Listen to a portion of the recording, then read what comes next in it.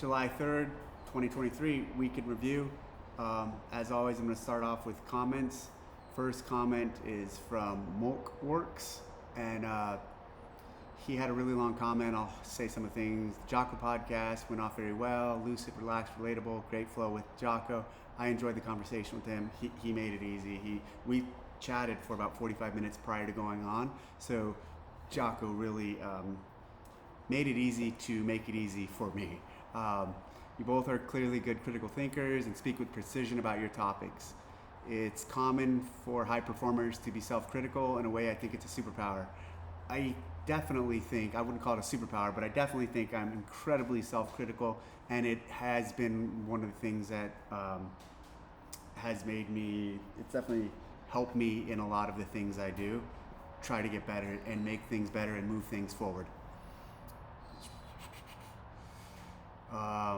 We can't, there's just one thing, we can't see you. Jocko and EC had no hats on. You need to flip yours or take it off. Most of the time your face was in a shadow. Your audience hears you better when they can see you. That's why actors will often ask before an audition, am I in the light? Other than that, A+.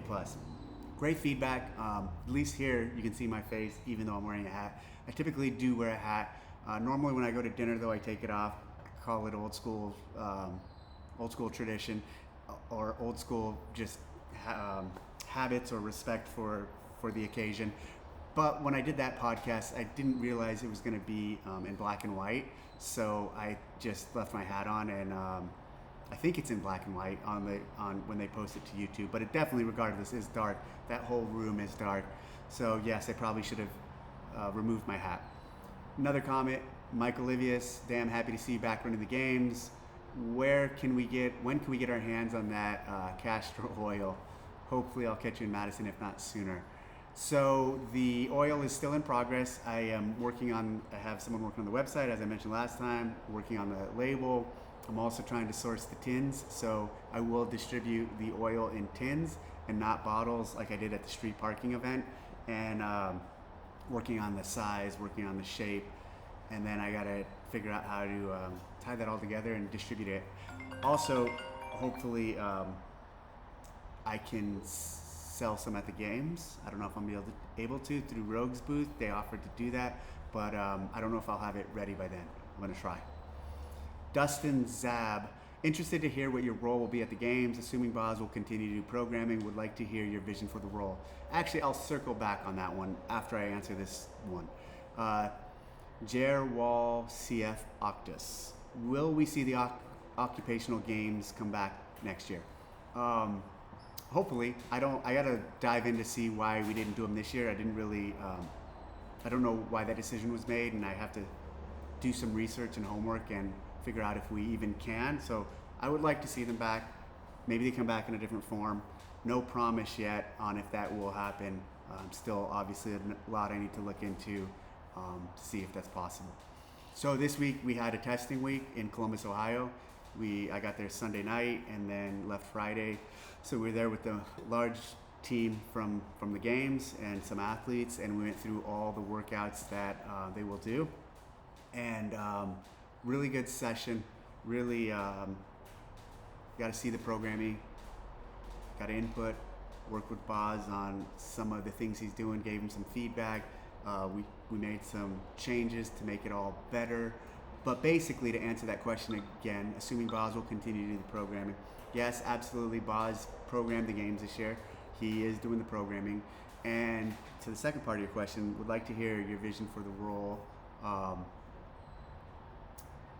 Interested to hear what your role will be at the games. So my role is I'm going to come in and oversee the games just like I have in years past. Obviously, in years past, I programmed the games, but what a lot of people don't realize is I did so much more than just program. Like, I oversaw the whole event, the spectacle, everything. I had a perspective on, or I gave feedback on everything in the ropes, outside the ropes, around the campus. So my role was really much bigger than just programming.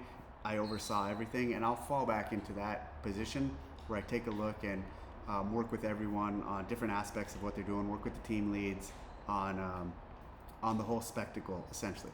And I still will definitely, and I talked to Boz about this, the events and that critical eye that I watch them with is still a passion of mine while I'm involved. So I still will take a super hard look at everything and watch the events flow and the judging and take everything in as I normally do. Boz is executing the programming. He'll oversee the competition. I will support him and I will support the team. But I also will have the typical look and view that I do on the competition. One other piece, I was going back and forth with an athlete about, he mentioned the desire to announce events at the last minute. And really when I heard that framing of desire to announce the events last minute at the games, in general, I'm not talking about this year, but over the 17 years we've done these, 16, this will be the 17th, it really made me think about the core methodology and what drives the programming and what drives the how we program and how we create the games. And one of the early phrases in CrossFit was prepare for the unknown and unknowable. And that phrase, when I created the first games, was definitely one of the driving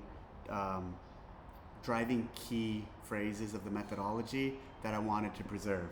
And prepare for the unknown and unknowable, the way we did that was through another kind of method, a piece from the methodology, a hopper concept.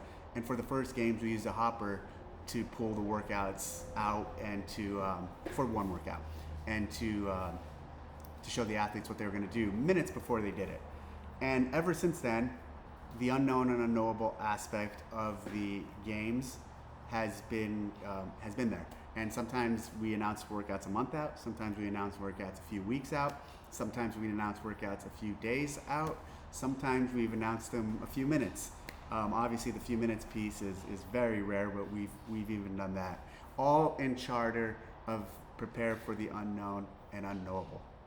Other things, well, so the athletes have to take that, prepare for the unknown and unknowable, and prepare a wide variety of things because they will not know what they're going to do with constraints, I would say. And the constraints come from our definition of CrossFit. CrossFit is constantly varied functional movements executed at high intensity. So even when we say prepare for the unknown and unknowable, we're going to channel it down to constantly varied functional movements executed at high intensity as kind of a charter or a guidelines for how far outside of the box we go. So constantly varied functional movements executed at high intensity. You wouldn't find shooting in there. And that's why people are always like, hey, will you guys ever do anything with shooting? And I say, no, because that is unknown and unknowable, but it's not within our definition of CrossFit. Our definition of fitness, work capacity across broad time and modal domains, is another charter that we use to kind of guide us on what happens within that programming.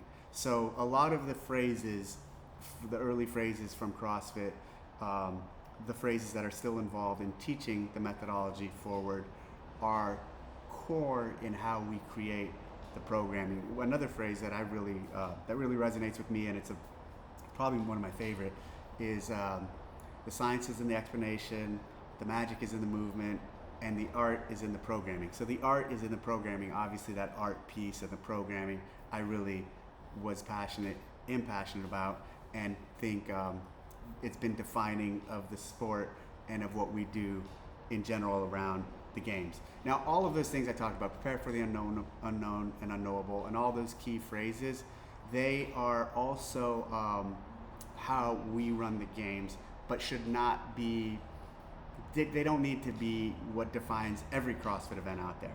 Meaning even the semifinal stage or the old regionals, there's an aspect of the unknown and unknowable that isn't there because we announce the workouts weeks in ahead. And that's more of a fairness and logistics thing because we have to replicate those events over the course of 3 or 4 weeks. And other events, so if there's other events, Rogue or Wadapalooza or Dubai or even local competitions that don't have a unknown and unknown element, that's fine. But basically for the games, that's been our charter.